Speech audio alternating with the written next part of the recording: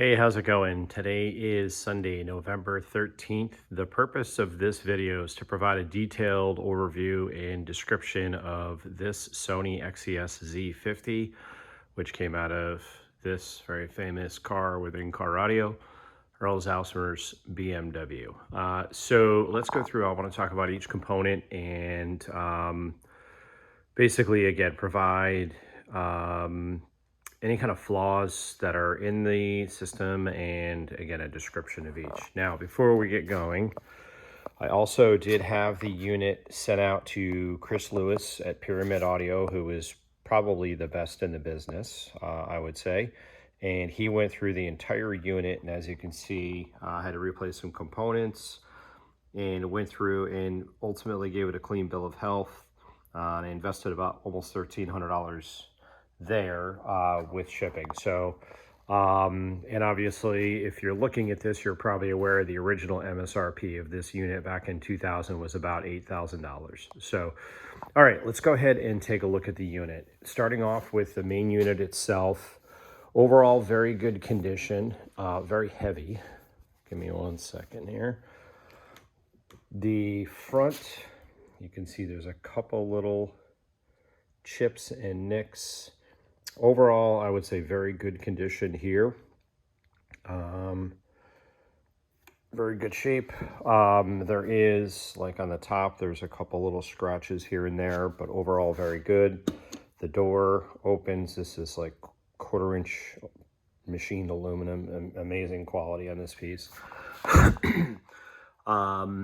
So this all is in great shape. Going to the side, I do have the brackets. I'll show you those in a minute. You can see everything looks very good. All this silk screening is in very good shape too. So for anybody that wants to use this in a display car, show car, you can certainly do that. As you can see, everything looks good there. The screws even look very good. All right, moving from there, let's talk about the rotary commander in the display and also this nice case. This came with the Z50, and as I understand it, a lot of people kind of lose these over the years, so this one is still intact and in, I would say, again, very good condition, especially based on its age. Taking a look at the units in here, rotary commander is, I would say, pristine. I've had some Sony C90s in the past. Some of the common things that fail on these is the clicks there, the actual switches go bad and they just are kind of dead. This one works 100%. Also, the rubber likes to rip on these, and if you notice, the rubber is in pristine condition.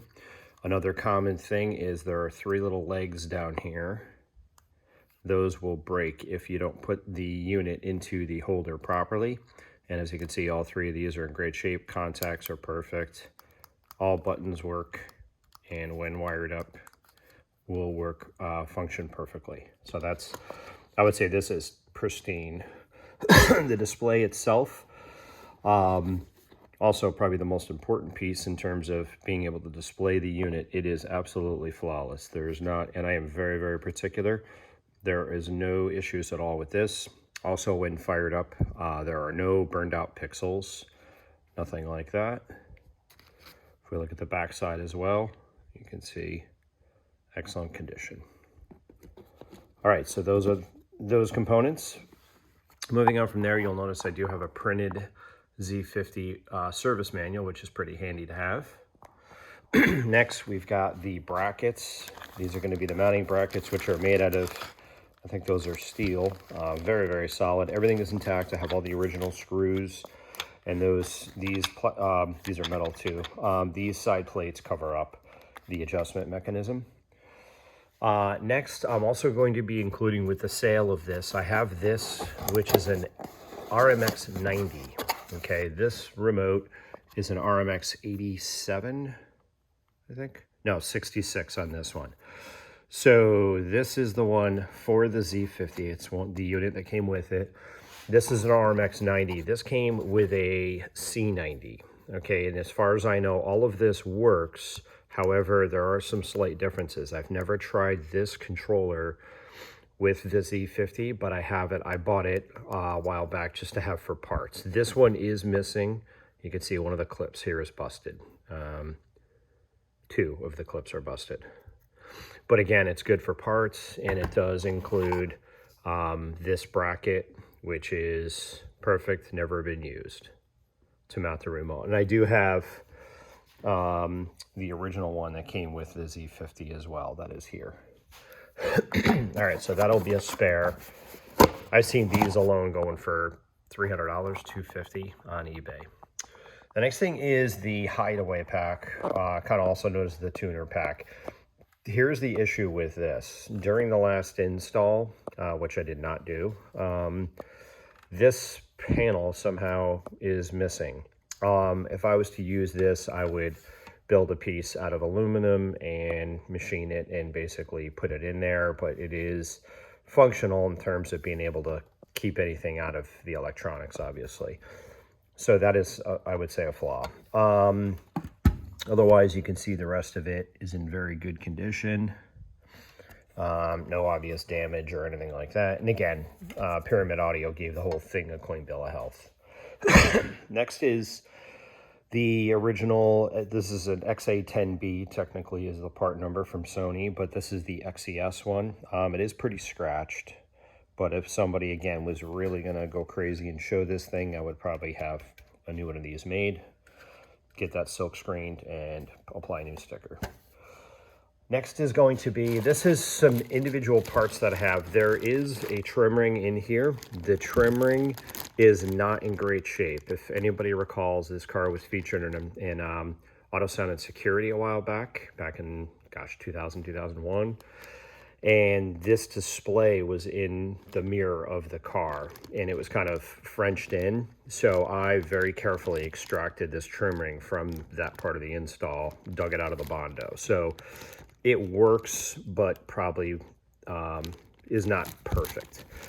Also, you'll notice there is some wiring in here. You can see little chunks of wiring.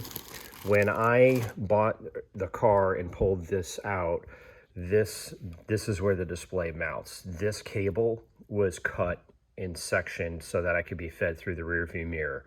So what I did is, and I didn't trust the integrity of those and the connections, so I went in and redid it, and I resoldered everything, and I put the connection back inside of here. And here you can see this cover is missing as well. It's just a plastic cover that goes over here. And you can see, yes, I did hot glue this into place. It was the only solution that I could come up with at the time. But there is a cover that goes over this that is missing. Again, that's something anybody with fabrication skills could pretty easily make. The other thing that's kind of a flaw on this housing is the release mechanism is not working properly. So Chris over at Pyramid Audio was clever enough to add this little piece of cable, which releases the mechanism. So, and you can see also, this is where the previous installer cut this to mount it into the mirror, and it was a bit of a mess when I get into it. But again, functionally, the whole thing works 100%. Next is going to be this cable. This goes from this box to the changer itself, and this cable has never been cut. It is pristine. It's in perfect working order. Finally, we've got a couple of other things here. The main power. This is in great shape, everything you need there. Again, as mentioned earlier, the mount for the rotary controller. And finally, the remote. The remote, if you watch the light, I would say better than 90% of the time, the remote functions properly. But just based on the age and these buttons, like there, once in a great while, these buttons will act up. So the remote is not the same as a C90 remote, so that's kind of unfortunate. But everything on the remote can also be done on the rotary commander, with the exception of the menu button that is only found here. And the menu button itself, for the most part, that had been working pretty good for me. And that gets you into things like the crossover. All right, there is the bracket for the remote I do have in this bag, but the clips are broke. But if somebody wanted to get creative and 3D print something and get it back in business, I'm sure they could. For whoever purchases this unit, right now, after filming this video, I'm going to go ahead and individually bubble wrap each component back into its proper piece. And then it goes into this box, which includes a bunch of peanuts. So it will be packed very, very proper. That's the way it was sent to me back from Pyramid Audio. All right, thanks very much for watching. If you have any questions, let me know. Thank you.